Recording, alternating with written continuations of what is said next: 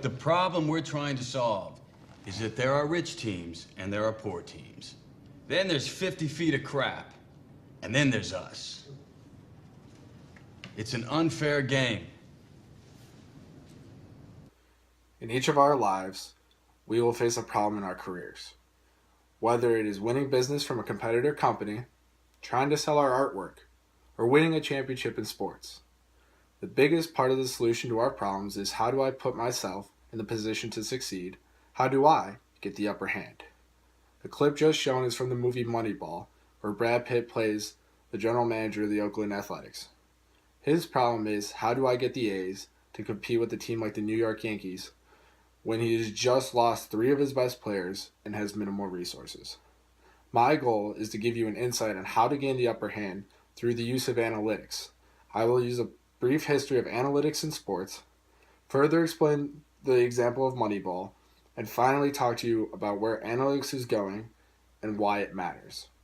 For one man, his way of gaining an upper hand in sports was the use of analytics. That man, Bill James, created a different way to look at baseball players and a way to more appropriately value them. Bill was not the first to create different statistics to compare baseball players and teams. However, he is the creator of the statistics and analytics that are used today. Bill James started off by looking at every Major League Baseball game's box score and trying to find the tendencies and what made a baseball team successful. He created different statistics in order to show why teams were successful, one of which was runs created. The different formulas Bill James created were able to better value a player, as you could calculate their production, which you would never see in a box score or any player leaderboards. Bill James was first seen as an outsider by the baseball community, as he was going against the tradition of the sport. A comparison to this idea is that you can't teach an old dog new tricks, or that an older generation will never understand new technology. Baseball is full of this older generation, as it has been around longer than any other professional sport. So how does someone like Bill James go from complete outsider to one of the most prolific people in all of sports? Billy Beane might be part of that reason. The movie Moneyball, where the short clip from the beginning is taken from, tells us the story of what happened behind the closed doors of the Oakland A's during their 2002 season. The movie highlights the problem the A's and general manager Billy Beane faced and how they succeeded. Billy Beane was just this younger general manager who had made it to the majors as a player but never made a name for himself.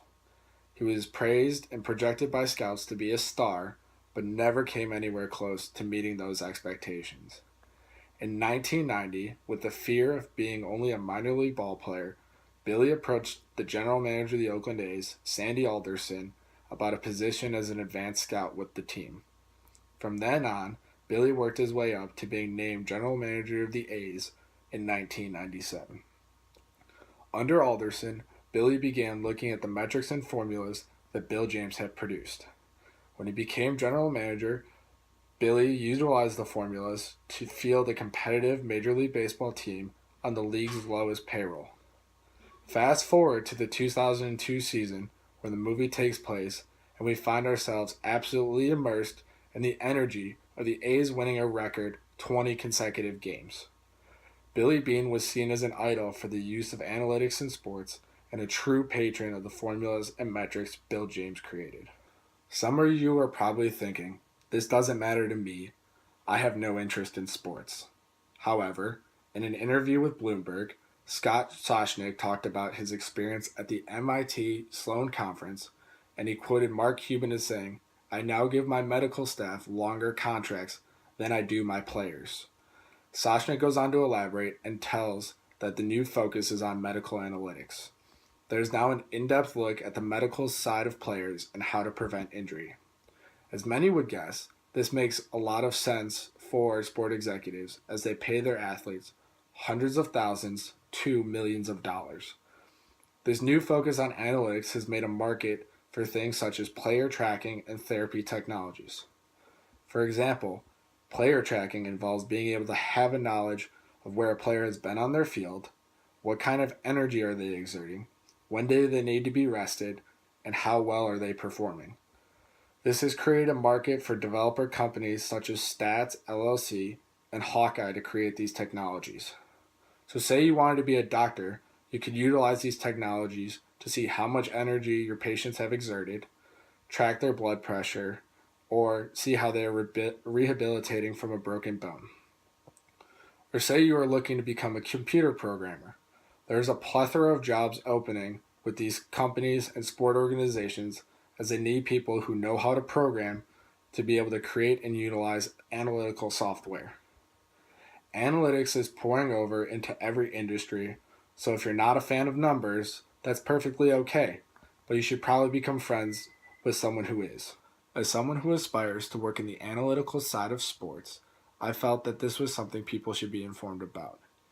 Analytics is becoming a huge component of our lives, and people need to be sure exactly what it is. I hope by talking to you about the history of Bill James and his analytics, showing you a successful story through the movie Moneyball, and talking to you about the future of analytics, that you have a better understanding of what is to come. The most important thing of this speech to take away is that we all face problems, so how are we going to gain the upper hand and put ourselves in a position to succeed?